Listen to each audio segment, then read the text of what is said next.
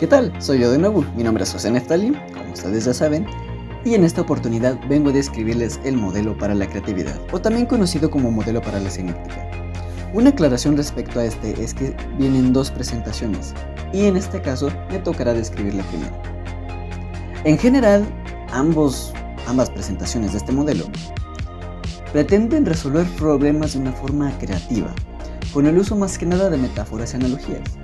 Cuando hablamos de metáforas, hablamos de la comparación de objetos que el alumno puede apreciar. Y si hablamos de analogías, podemos hablar de tres tipos.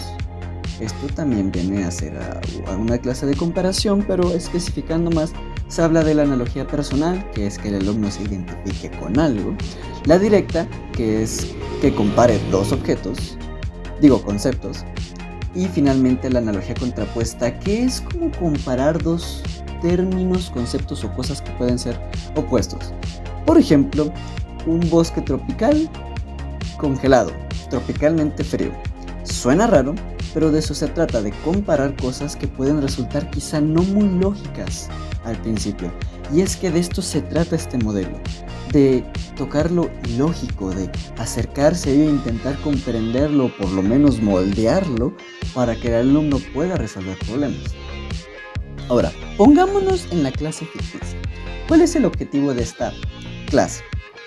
El objetivo aquí es que los alumnos sepan acerca del vocabulario de un póster, es decir, las partes que lo conforman, por ejemplo, la identificación, la imagen persuasiva, la frase complementaria, el título, quiénes fueron los productores, la fecha de salida, etc.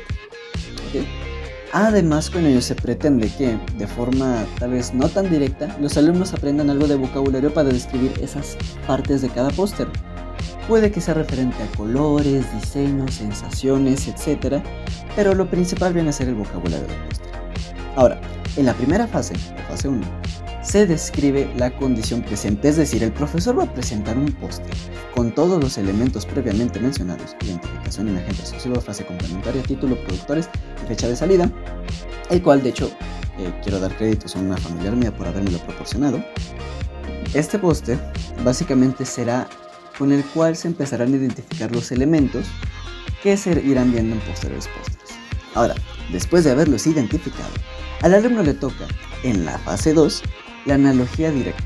Esta vez ellos van a elegir un póster de alguna película que les guste, pero tiene que ser un póster que por lo menos comprenda 4 elementos, ya que hay algunos casos, como el que se logra ver el de Avengers Endgame, en el cual solo tiene la imagen y el título, y eso no es suficiente para trabajar. Así que se les pide que tenga por lo menos 4 elementos, y luego de elegir ese póster de su película favorita, van a tomarse la molestia de describirlo, sus características, cómo los hace sentir, y van a hacer uso de diversos adjetivos para lo mismo. Ahora, después, en la fase 3, los alumnos ahora, ellos van a crear un póster de una película que a ellos les gustaría ver. Tiene que estar meramente basado en lo que el alumno le gustaría y va a utilizar los elementos que él más quiera, los directores que él quiera, con lo que él más se sienta identificado. Y posterior a ello van a describirlo. Cabe destacar que este póster va a ser de una elaboración muy sencilla, puesto que el real objetivo de aquí es la descripción de elementos de un póster, adjetivos y vocabulario.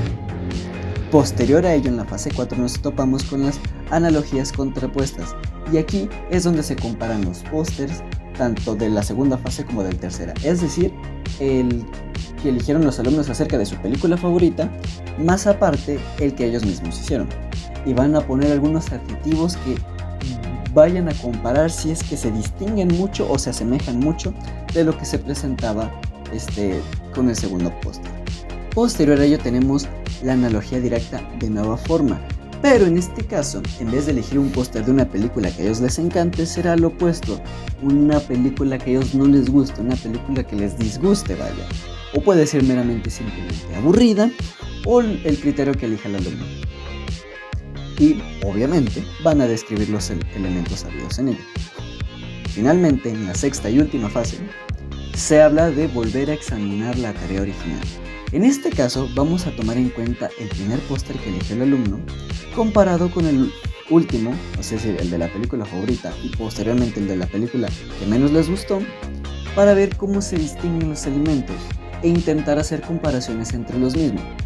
De esa forma, el alumno aprenderá no solo vocabulario, sino a analizar elementos entre carteles de películas para saber qué es lo que él más prefiere y qué es lo que menos prefiere. Ahora, avanzamos al sistema social. Este es moderado puesto que, si bien hay mucha participación del profesor para obviamente dar a exponer el tema, los alumnos discuten bastante.